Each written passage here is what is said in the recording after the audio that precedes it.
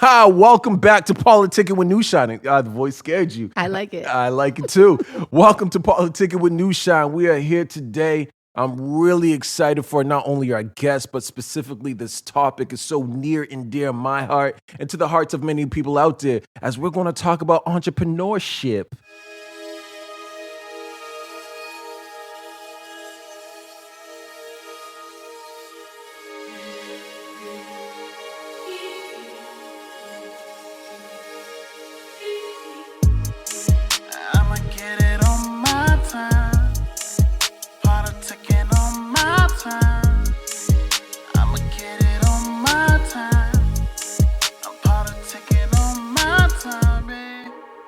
Yeah, I like that face.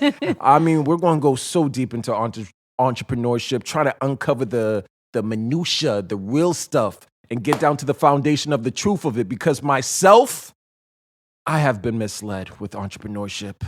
Sadly, yeah. Do that one more time. Do that sound one more time. I remember once upon a time, there was a young, naive boy named Kurt Foston.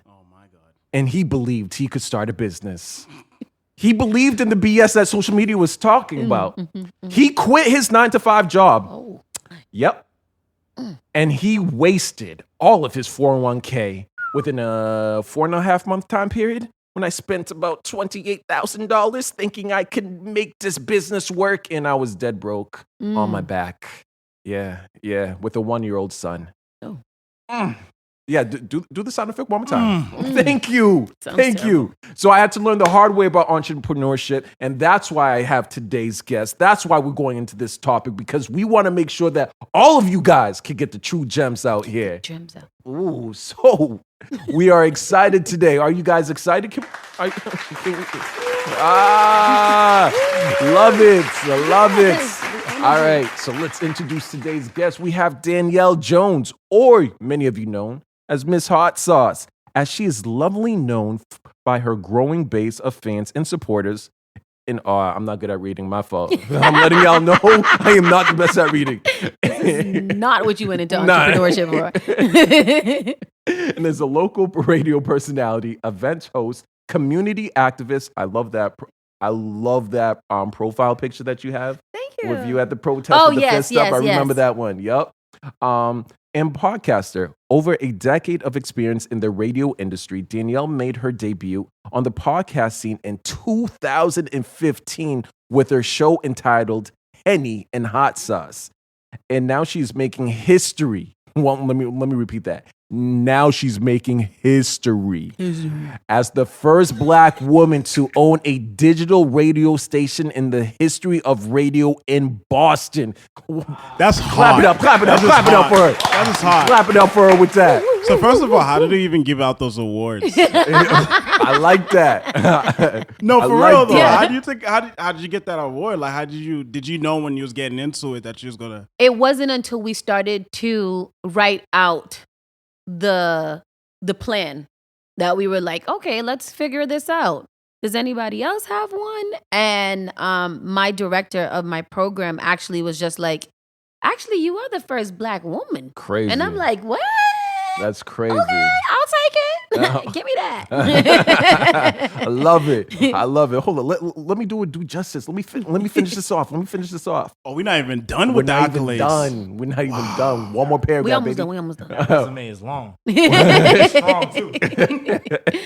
While preparing for the launch of her station Spark FM in April, Danielle continues her work in the community as a manager of a radio program for teen girls in Dorchester, Girls Radio.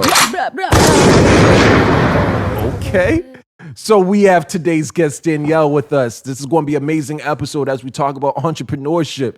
Are you ready for this? I am. I'm ready. I'm always ready. Like, stay ready. Okay. So we always like to do this little thing just to get you guys warmed up, because I know we go get into some deep topics. All right, my ADD was kicking in. Did you know? Let's play a little Did You Know? Okay, let's go into Did You Know? Did you know? No. Did you know? I did my research. So, Did you know that the average founder's salary, being a business founder or entrepreneur, salary is less than $55,000 a year, and they're usually working 66 hours a week? Is that how much it is? Because that seems like a lot. Because right now I'm pulling in $0,000 a year, so I'm excited about that. Right? It sounds really. I mean, to people who are glorifying entrepreneurship, that sounds really low. But to entrepreneurs, that's like, okay, Yeah, you're paying yourself a lot. Yeah. Right? Like, How much are you bringing in? When it wrote it, when I got these like on entrepreneur.com. Oh. And I was like, Okay. this seems really good. This Like, seems really good. Yeah. It does. I would love that. Like, come on. Well, what else? Give us another one. Okay. All right. I'm going to ask you. I'm going to let you guys ponder a little bit in your minds. Ponder. Word of the day. Do you know who the top entrepreneur countries are in the world? Top entrepreneurship countries in the world. India. Brazil. Wow. Brazil. Really? India. Brazil?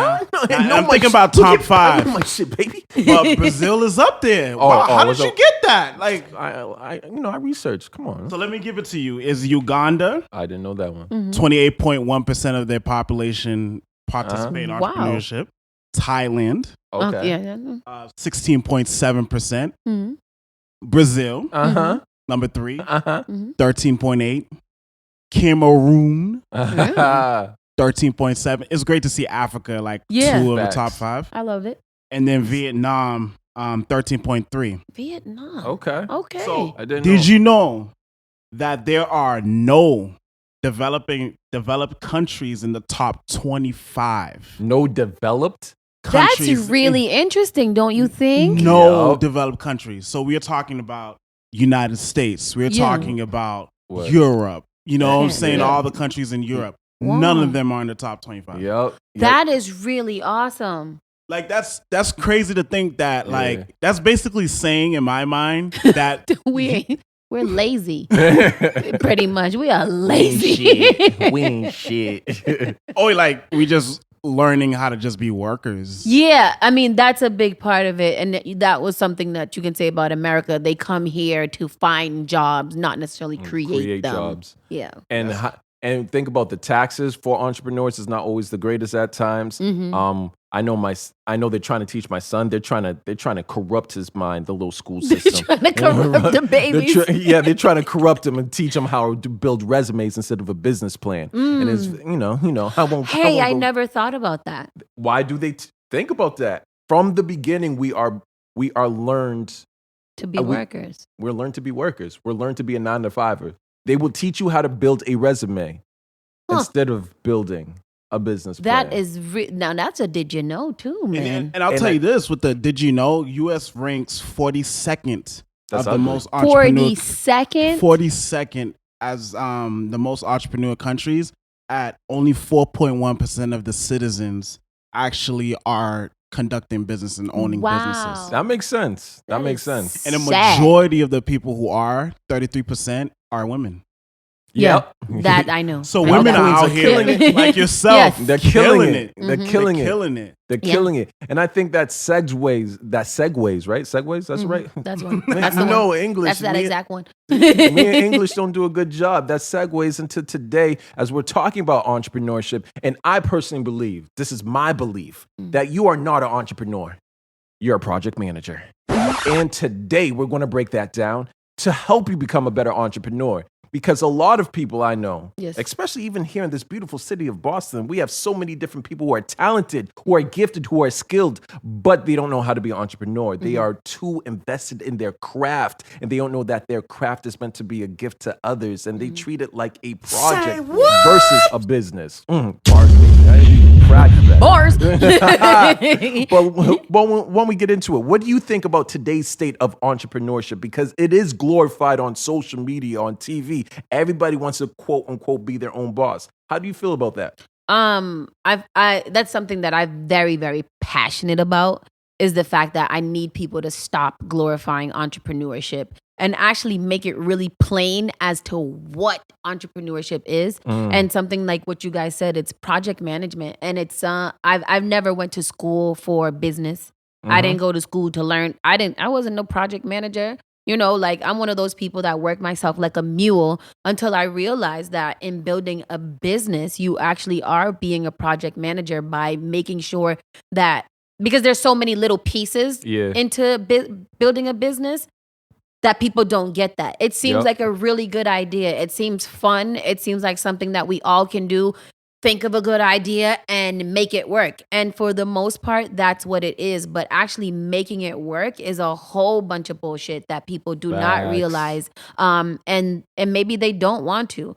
Even with starting the radio station, I was like, we could start a radio station.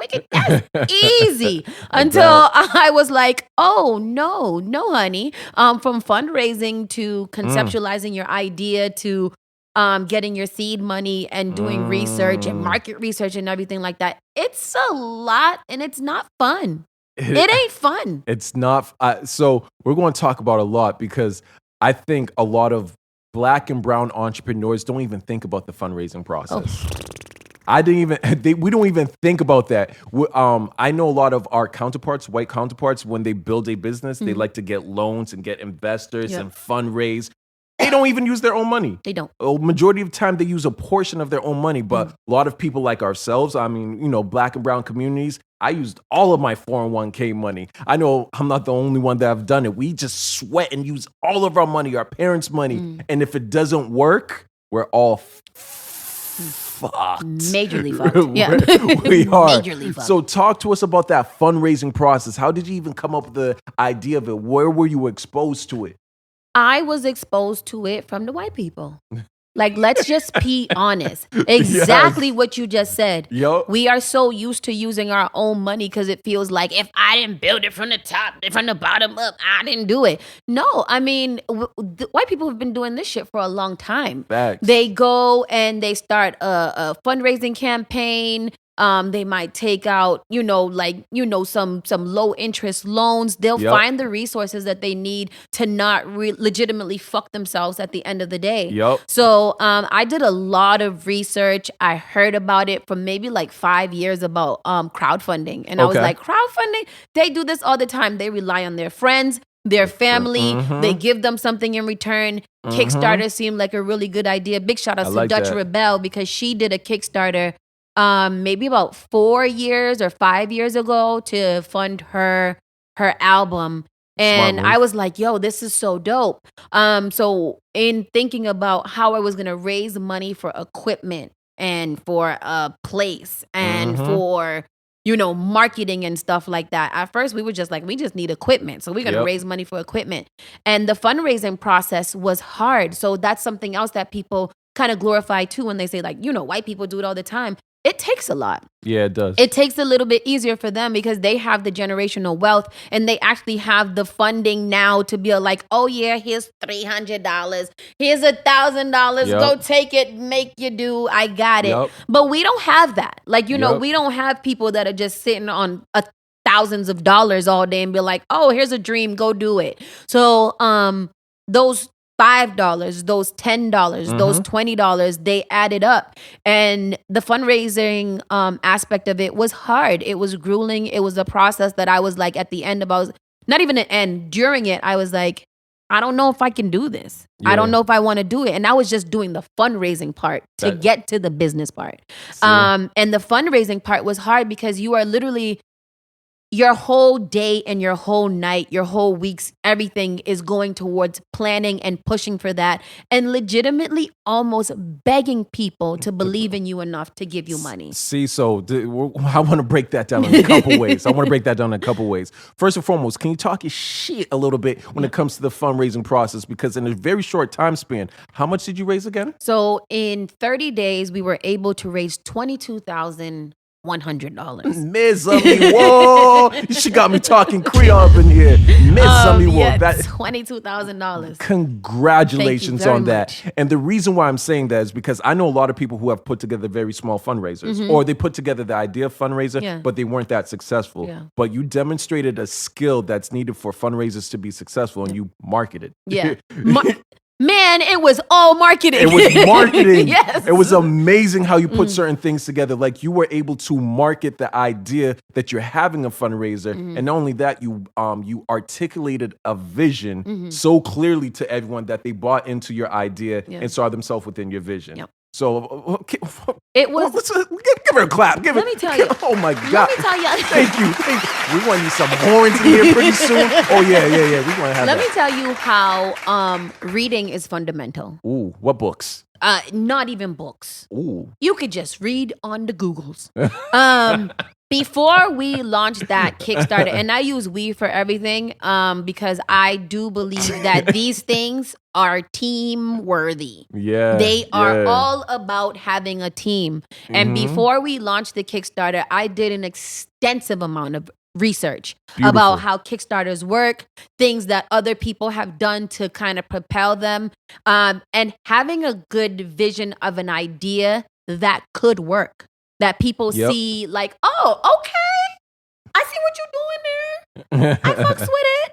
I'll give you some money. And a lot of that had to do, again, with just reading and researching, Googling. YouTube University was really amazing. I've watched maybe about 6 to 10 videos alone, maybe hours long, of just how people did their fundraiser. Amazing. Yep. And a lot of it, I call myself a creator before I call myself an entrepreneur. And a lot of that was creating while you were doing. So you went in with your fundamentals and your basics about how to do it. You put a visual, and there were times where I would wake up in the middle of the night, write something down in my note section, and when I woke up, we got to do this. So 10 days before we launched the Kickstarter, I was like, we need numbers. Yep. Numbers are good. Counting down, because I read somewhere that, you want to get people amped for the Kickstarter. So before you get the Kickstarter. You want them to be holding their purse and be like, okay, I've been preparing for this. I'm ready to donate your money. Yeah. And so that's what we did. So 10 days before the Kickstarter, we started putting out arbitrary numbers. And people would just see 10, 9, 8. And people were hitting me up all the time like, what's the numbers for? Chill, son. What's the number? Just get excited. Anticipation. There were some people that I let know about it because I know that those people they got a little bread. So what I'm doing is I'm doing a radio station, whatever. So after that, when we actually launched, we made a really big deal about it, and we got the community really, really involved. Yeah. Because by now they were seeing the numbers. I was hitting up random people like, yo, can you share this number? Can you share this number? People that weren't in my network, people that I didn't really know like that, people that I slept with, people that I didn't sleep with, all of them. I know everybody. Hey, remember that one time? Share this number, my nigga. Like, please. And they would. Like, what's the numbers for? I'm starting something real quick. I just need you to share this number. So before the fundraiser even started, people already amped about what was going on. So when we kicked off with things that were kind of explosives, like videos, visions. We had even probably like day 8 of the Kickstarter. I still didn't even meet with the team yet. So day 8 of the Kickstarter, I met with the team. Another thing about entrepreneurship, have a plan before you even hit the plan, before you even do the plan. Because when I was talking to random people about, I want to start a radio station, it was like, well, who you going to have on your radio station? So I was like, I need a program?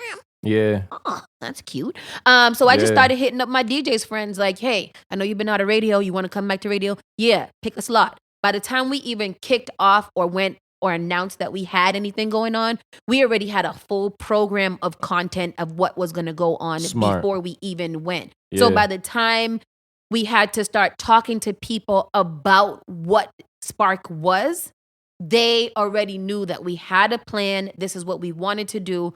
And relying on your resources is number 2. Not only just, doing research and reading, but resources. You got to hit up legitimately all of your resources, from your videographers to your DJs to your friends. All of those people, like legitimately all of those people you have to hit up, because those are the people and be like, oh, I got you. I'll do a video for you real quick. Okay, thank you. I'll set it up in your living room, make it look like you're somewhere. See, know what I love that you're breaking down as we're going into crowdfunding and talk about funding is that in the beginning, we're usually taught in school that if you need money, you have to go where? To the bank. To the bank. Mm-hmm. And a lot of us, because of Sally Mae, I hate you. I hate you. Let me catch you, right? But a lot of us, we have bad credit. Oh, you know what I'm saying? In our majority of us in our communities, we have bad credit. And so we're already at a disadvantage on trying to get a bank loan. Yeah. But now you creatively put a spin to it and said, know what?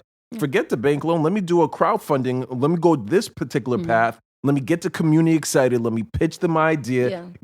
Tap into our resources, and you got everyone to buy into your vision. And by the way, I did have good credit, so it was easy to go to a bank. But at the same time, I was like, I don't want to use my credit for this. Not that I don't believe it, but I just feel like if I'm going to be doing something for the community should be directly involved in what I'm doing. So y'all need to, if y'all want this, I've listened since I've been in radio for 10 years.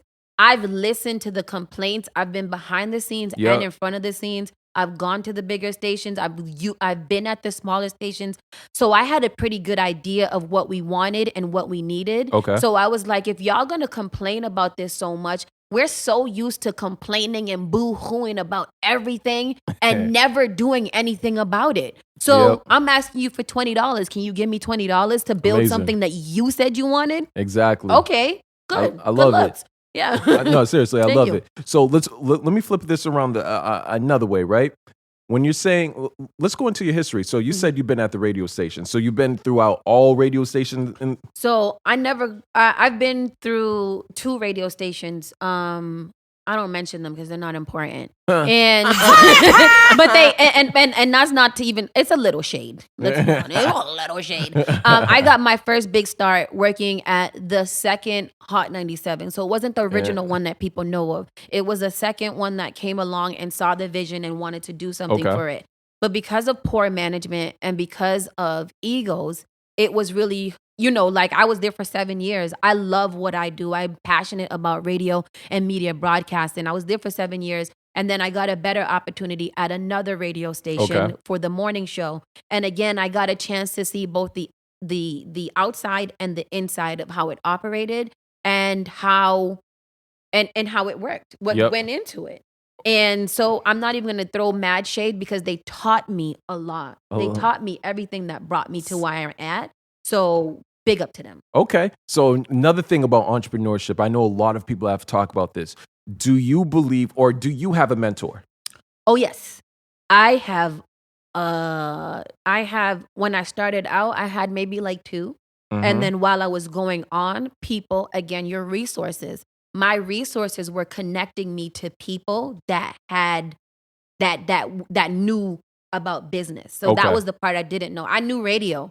I didn't know anything about business. So my resources connected me to mentors and shout out to Val Beats, who was my co-host on the morning show, because he is a really great entrepreneur and a project manager. And he, he kind of helped me through even before I even thought about the radio station, just getting my brain into, because before Spark, I was fully ready to start a clothing brand. I was going to do the Kickstarter with the clothing brand, and I was ready. So he was kind of walking me through the process of owning a business. And Michelle Brathwaite, she's another one that we had come on the show often for Money Matters Mondays, which taught us the importance of of ownership, and really making sure that even when we do own, we run our business properly.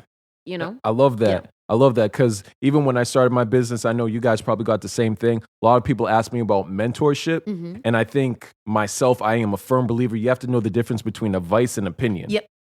Opinion is just someone's thoughts. Advice is from someone's learned experience. Yep. Mm-hmm. And they're coming from a place of expertise. Yeah. And when I started this business, I didn't have any one that I could look up to for advice. I just heard a lot of people's opinion, and using that as fact kind of fucked me up in the beginning. Oh, yeah. So being able to seek out counsel or have some type of mentor or do what you stated, myself, my mentor is on YouTube University. Yeah. Right? Listen, okay, YouTube University.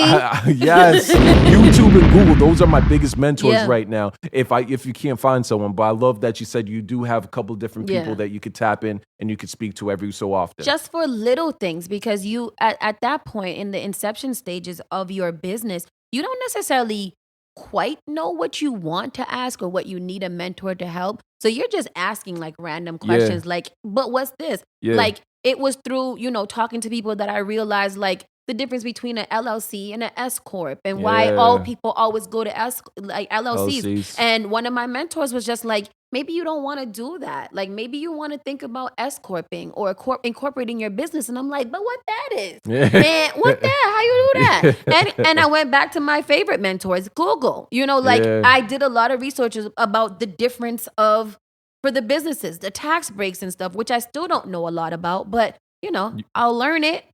Or you hire for it. Or you hire for it. Yeah. Another question. I think this is a good one. What are the biggest misconceptions you believe are with entrepreneurship? And we talked about this a little bit in the beginning, and that it's easy and that you're going to make mad money and you're going to work for yourself and it's going to be good and you're going to go on vacations and you're going to have time to go out and drink with your friends and have mimosas. And at the end of the day, you're like, I'm so broke. I'm legit the broke friend.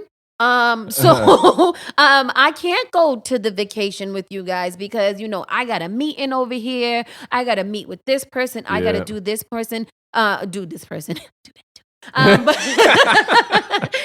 the biggest misconception is that it's fun and that it's easy and that, in no time, your idea is going to spring to life and you're going to be a millionaire like within a month of non-sleep. Now, there's going to be months and maybe even years of non-sleep and stressing and ulcers and, depression. All that. Yeah. I believe the misconception I hate the most is this idea of you being your own boss. Oh, yeah, you're not. I think the worst entrepreneurs and business owners I've came across are ones that believe they're their own boss. When you start a business, your clientele is your boss. Oh, yeah. You got to serve your customers. You got to serve their needs, their wants. They might be able to adjust your own marketing plan. You might like the color black, but all your customers said they want red. So now you're like, damn, I hate red, but okay. Okay, exactly, because you try to serve the people. So this idea, I want to be my own boss, I think that's the most selfish bullshit I ever heard. And usually people with that mentality, I've seen personally fail. If if you made it without it, whatever. And in that too, being your own boss is not fun because when you are the boss or the CEO and you have all these people under you asking you questions from left and right and you're like, hey, I don't know. Hold on, let me find it out. There's so many different parts of running a business that you're like, wait, I feel like a slave within my own self because every single time I think that I got a break, somebody else is calling me about some other bullshit. And I'm like, oh, come on. Y'all can't do that. Yeah. That's why you here. But it's like, I don't want to make a step without you. You the boss. No, do it. Do it. I don't want to be it anymore. I'm going to sleep. I love it. I love it. So with you being an entrepreneur, what skills within yourself did you have to develop? I had to develop delegating. Ooh. That's a Haitian sound right there. I was like, delegating? Yes. You mean to tell me that, because we've grown up, if you want something done, do it yourself. So if I want something done in this business that is mine, that my name is on it, I got to do it myself. So that's another big misconception. We legitimately think that we have to do this all of ourselves in order to be like, it's my business and I did it and I built it from the ground up. No. You cannot build it from the ground up without team. Like you cannot it is impossible to build a business. I mean, people have done it and those people are unhappy. They are super unhappy. Okay. I'm in a lot of entrepreneurship groups and they're like, yeah, I did everything by myself. And they were like, if I was to recommend something, I would never do that again. That's insane. Yep. So that's another big thing is that you can't do it all by yourself and that you are never your own boss or you are so much of a boss that everybody's always coming to you all the time. And it's different than when you are working for somebody but like, oh, I'm clocking out at this Yep. time. It's 5 o'clock. I'm done. Mm-hmm. When you're an entrepreneur, you are never done. You are Yep. never, ever, ever, ever done. After I leave here, I have to now go to the studio and oversee a table coming in and look at things and do a walkthrough of a building. It's like nobody wants to do that. I'm hungry. You know, like I just want a jerk chicken pate. You said hungry like you are hungry. I'm hungry. I love it.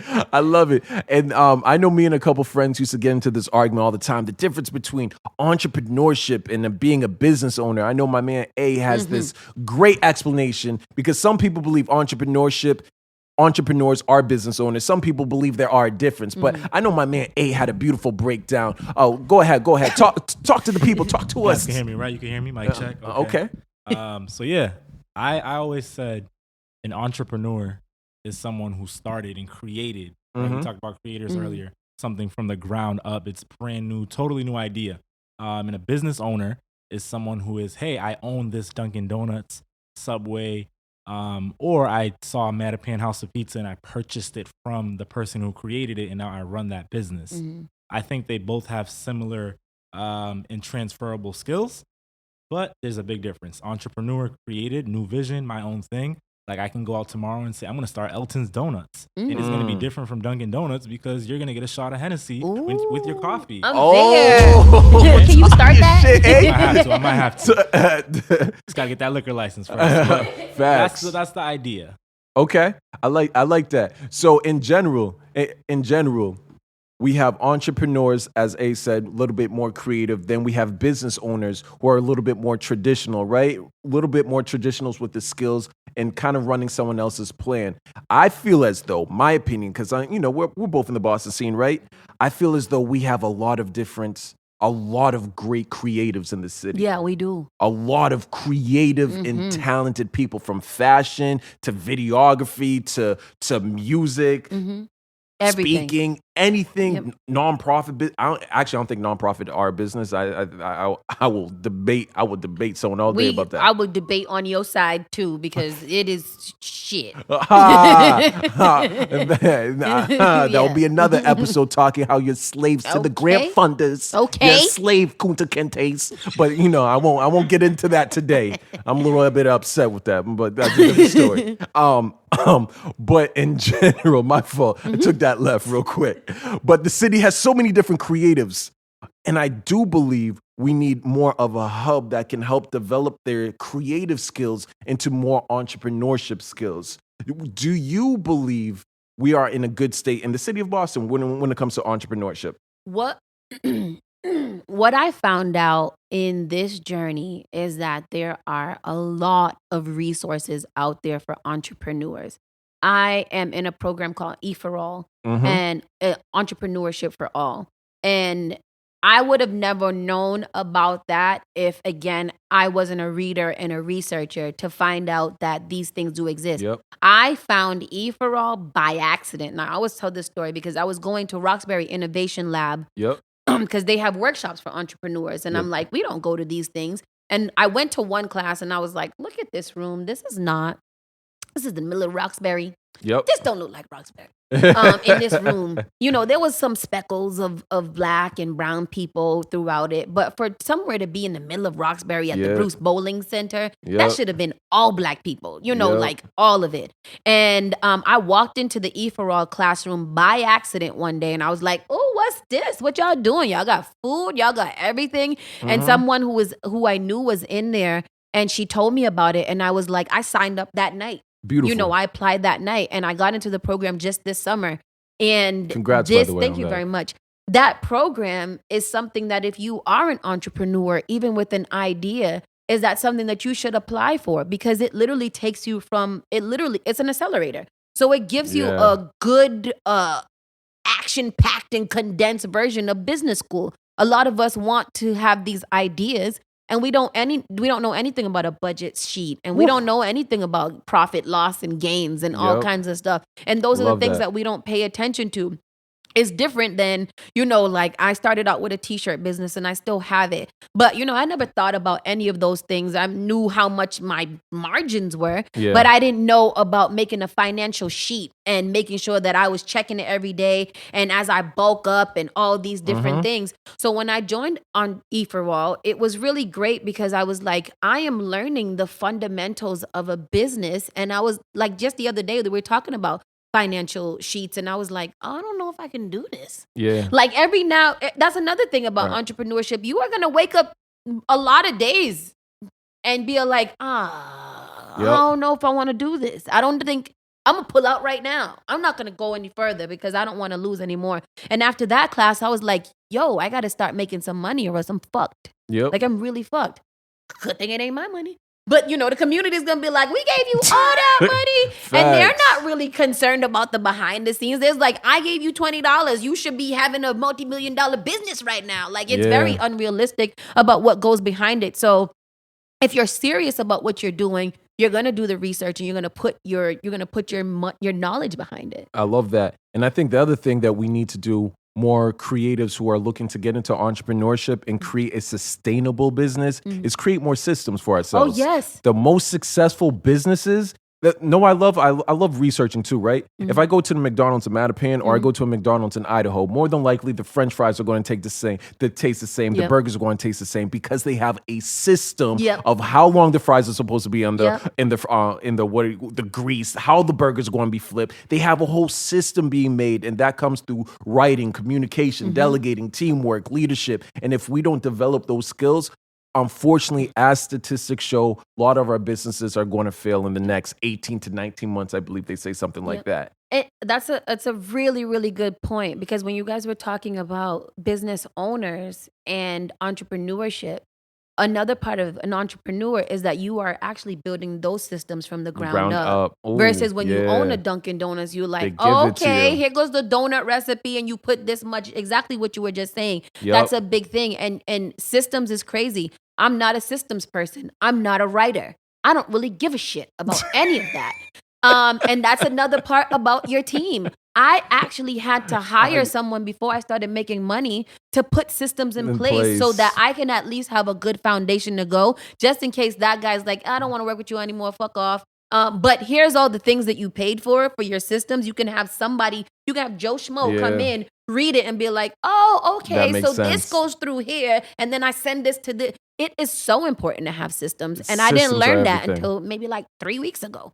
Honestly, that's been my biggest lesson learned. A lot of people look at me like, you're a speaker, you're not a business owner. I'm like, oh no, let me break it down how I run a business, and having a system with how you even communicate with one another, how I go to do a speech, a presentation, how do I build these contracts? You have to have a system in place, because this is what I believe a lot of our white counterparts do very well, right? They build a system, and when they die, that business could still live on. Absolutely, because people could pick it up and look at the paper and be like, okay, John said that I have to put this in here. Exactly. That is a big thing, and we write that down. Systems. Yeah, right. Write down systems. All right, so despite it all, the ups, the downs, we understand that the longer you are in business, actually statistics show the more likely it is you're going to fail, right? If you think about it, we're running in a landmine? That's what, we're running in a landmine, about to blow up sometime, but you're still in it. I'm still in it. What keeps you in this? What keeps you in this journey? Why do you still want to be an entrepreneur? A vision. I have a vision that I see that can work. Amazing. I literally can see it. I can see people walking.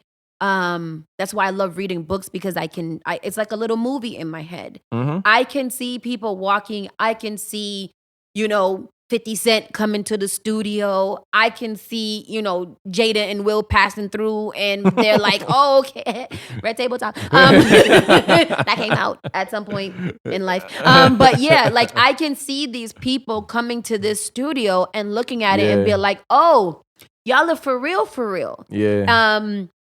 That's what keeps me going, is that the vision in my head says that it can work. The vision in my head says that with enough hard work, enough systems in place, enough belief, enough manifestation, enough of those things that it can really work. Like it can happen. And if it doesn't happen, it doesn't, but at least the vision is there that you can see it. And that we need it as a community. Right now, it's a really good time to be a Black business. Yeah. Because there are people out there that are looking for ways to put their money into the Black community, even if it's just to shut us up. Like I really feel like right now we have so much allies and everything because people are like, okay, shut the fuck up already. We're going to give you everything you need so that you can be better and that you can have a shot so that we can just move on, because I do feel like that's a really big part of all of this that's going on, is that some people are really like, Black Lives Matter, and other people's like, okay, fine, it matters, take my money, do what you need to do. So I do believe that is a shift in the Black community being able to rectify businesses right now and to really build them up and to make it work. If you really go out there and look for the coins, because they're out there. I haven't got them yet, but the vision in my head says that they are there, and I'm very close to getting them. Speak into existence. Yeah, just speaking them, speaking them into existence. So it's a lot of passion, it's a lot of vision, and it's a lot of I want to see this work. I want to see my hard work pay off. So I'm gonna see it through to the end, and if it doesn't work, I know at least I gave it everything that I had, and hey. Maybe it didn't work. I love it. And I'm going to wrap this up by saying I thoroughly believe for Black and brown entrepreneurs, if we are serious and we can have successful business, we could actually buy back the whole entire city. Oh, man, listen. I believe the future of America is with Black and brown business owners and entrepreneurs that we can literally take over. It's going to fund our schools again. Mm-hmm. We could be the best lobbyists. We can give jobs instead of having people. We could pay people on the correct amount what they deserve. I thoroughly believe our future resides in Black and brown entrepreneurship. Absolutely. So I love this. This has been an amazing episode. I'm just going to quickly recap and let you guys know that, yes, I do believe you're not an entrepreneur. You are a business manager. But if you do the research, you connect with the right people, you learn how to delegate, you build the right systems, you humble thyself. Man, always a lot of humbling going on. Right? If you humble thyself, you could be an entrepreneur and you could be the one that's going to create change within our beautiful city. Absolutely. But thank you for coming here. Make sure you do follow Miss Hot Sauce on social media. Make sure you do listen to the podcast. This podcast, Henny and Hot Wings, and SparkFMOnline.com. You can find everything. It's on social media, all of that. Just Spark FM Online and just Google us. I love it. Thank you for kicking it with Nushine, Politickin with Nushine today. This was today's episode. We'll see y'all next time. If you are hoping to connect with us, then check us out online at www.nushinestudios.com. Also subscribe at Nushine Studios or follow us at Nushine Studios.